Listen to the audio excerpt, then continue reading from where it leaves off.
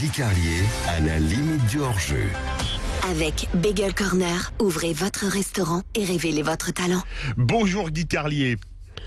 Bonjour Philippe, bonjour à tous. L'Euro de foot a enfin débuté hier soir. J'imagine que vous attendiez ce match Italie-Turquie avec impatience. Et oui Philippe, la compétition a enfin débuté et je ne vous cache pas mon soulagement car je viens de passer une semaine éprouvante à devoir faire une chronique quotidienne sur un événement qui n'avait pas encore commencé. Vous imaginez à quel point j'ai dû faire du remplissage et sur la fin j'en suis même venu à raconter l'enfance de Patrick Roger, c'est vous dire si je n'avais pas grand chose à dire. Donc hier l'Euro a enfin débuté. Tout d'abord j'ai évidemment regardé la cérémonie d'ouverture.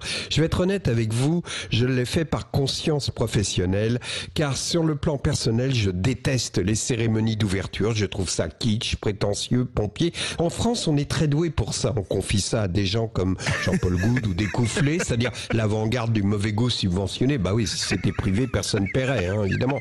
Alors donc, je ne sais pas si vous vous souvenez, on avait atteint des sommets lors de la Coupe du Monde 98 avec les 4 géants I2 qui étaient censés représenter un blanc, un noir, un asiatique, un amérindien qui traversaient Paris pour converger vers la Concorde, filmé par France Télévisions. Oui, parce que c'est le genre de symbole démagogique, cucul la praline, qu'aime le service public. Mais comme les géants se déplaçaient à 2 à l'heure, ce fut interminable.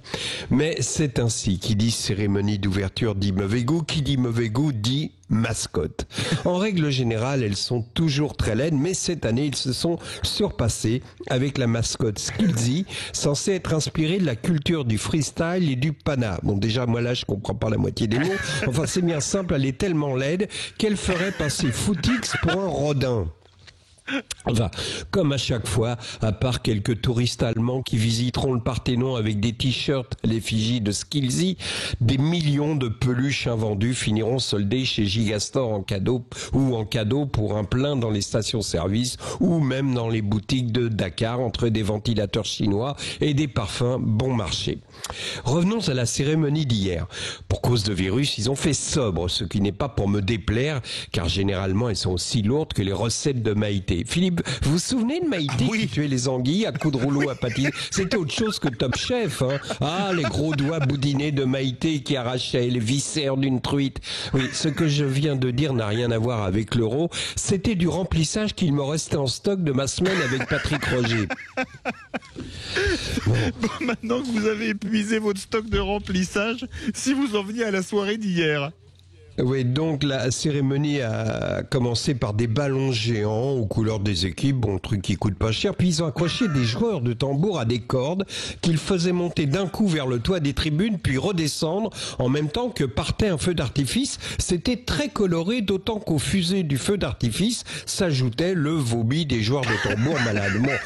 Et puis alors, il y a eu l'hymne de l'Euro, composé par Bono, donc classe, ça évidemment, ils savent faire les anglo-saxons, faut dire qu'ils demandent à Queen ou à Bono. Nous, en France, on demande à Catherine Lara. Après, on s'étonne qu'elle écrive « On va gagner, on est tous ensemble », qu'on vous fasse chanter ça à Johnny Hallyday.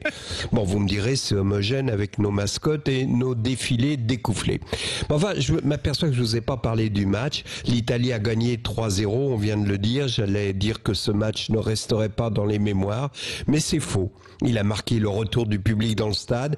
Les Italiens ont encouragé leur équipe. Ils ont crié « Vaffanculo » aux Turcs. Il faisait beau sur Rome. Bref, la vie redevient peu à peu normale et c'est bien. Et vous vous êtes régalé, mon cher Guy, en regardant ce match? Oui, comme on l'a dit précédemment, la première mi-temps fut un peu terne. Les Turcs m'ont un peu déçu, honnêtement. Mais on a l'habitude de voir, par exemple, l'avant-centre turc dans le championnat de France. Donc évidemment, il paraît très bon dès qu'on arrive au niveau. Voilà, avec des défenseurs italiens en face, ça change un peu. Ça. Surtout quand on a un vieux briscard comme Bonucci. Ça les a changés de Dijon. Oui, c'est clair. Merci beaucoup Guy Carlier, toujours à la limite du hors-jeu. On vous retrouve demain.